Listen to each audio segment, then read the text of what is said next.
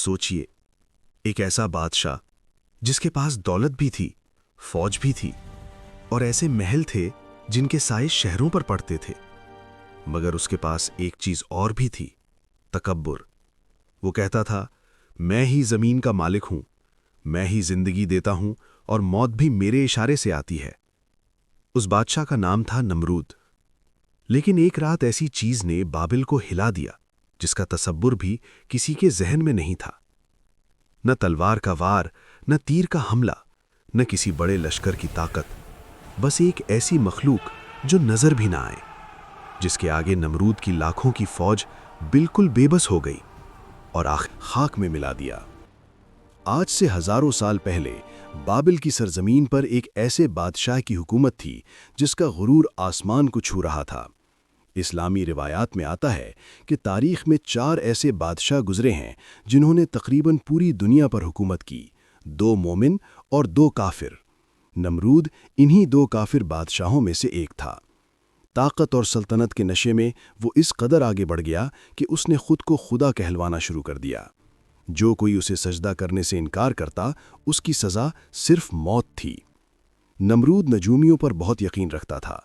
मुफस्सिरीन के मुताबिक एक रात उसने ख्वाब देखा कि एक सितारा निकला है और उसकी रोशनी ने चांद और सूरज को भी मांद कर दिया है। जब उसने नजूमियों से ताबीर पूछी तो उन्होंने बताया कि उसकी सल्तनत में एक ऐसा बच्चा पैदा होगा जो उसकी बादशाहत के खात्मे का बायस बनेगा। ये सुनकर नमरूद खौफजदा हो गया और उसने फौरन हुक्म दिया कि शहर में पैदा होने वाले हर लड़के को कत्ल कर दिया जाए।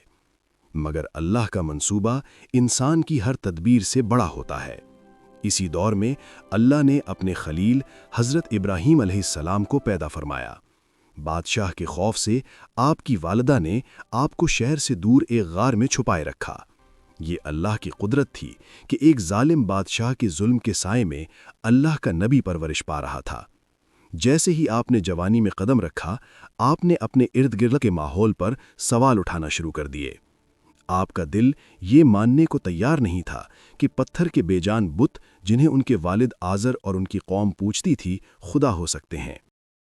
जैसे जैसे हज़रत इब्राहीम अलैहिस्सलाम बड़े हुए, उनके दिल में तौहीद का नूर और भी मजबूत होता गया।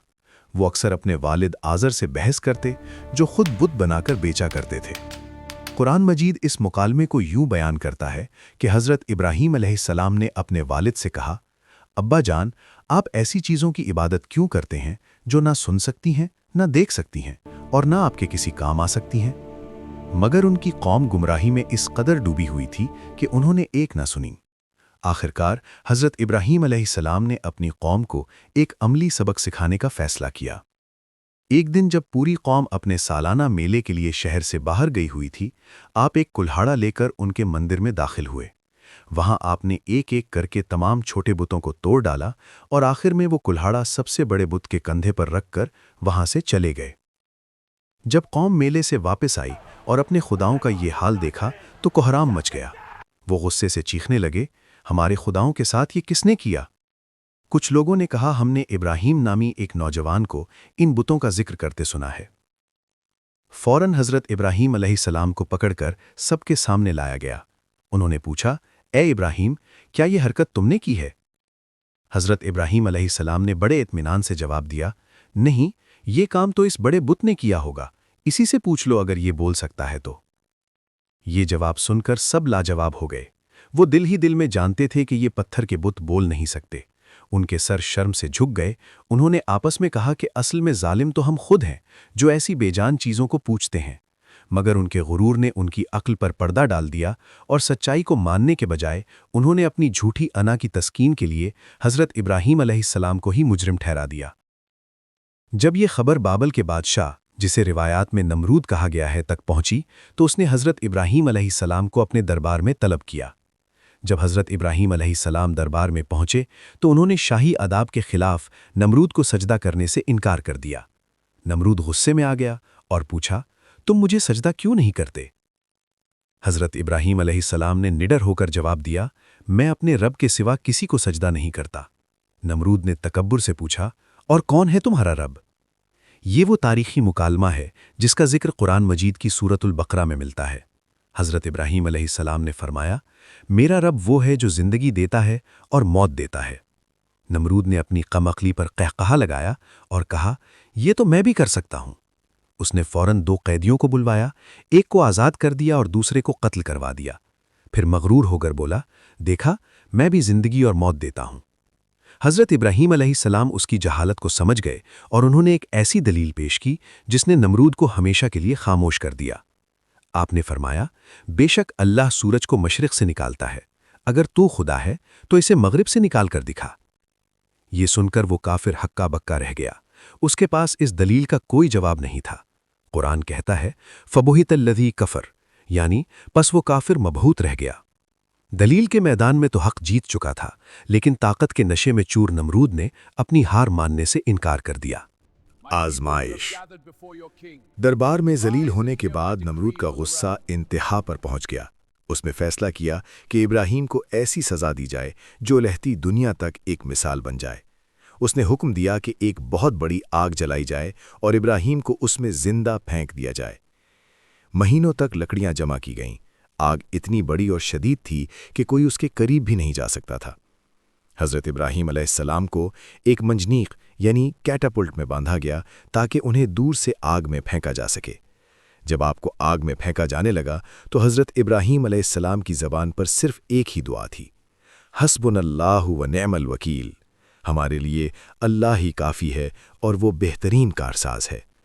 جیسے ہی آپ کو آگ میں پھینکا گیا، اللہ کا حکم آیا۔ قرآن مجید کی سورۃ الانبیاء میں ارشاد ہے، قلنا یا نار کونی بردن و سلامن علی ابراہیم، ہم نے حکم دیا اے آگ ابراہیم پر ٹھنڈی اور سلامتی والی ہو جا۔ اللہ کے حکم سے وہ بھڑکتی ہوئی آگ ایک لمحے میں پھولوں کے باغ میں بدل گئی۔ آگ نے صرف ان رسیوں کو جلایا جن سے آپ بندھے ہوئے تھے، لیکن آپ کا جسم بالکل محفوظ رہا۔ کئی دن بعد جب آگ بجھی تو لوگوں نے دیکھا کہ حضرت ابراہیم علیہ السلام اس باغ سے یوں باہر آ رہے ہیں جیسے کچھ ہوا ہی نہ ہو۔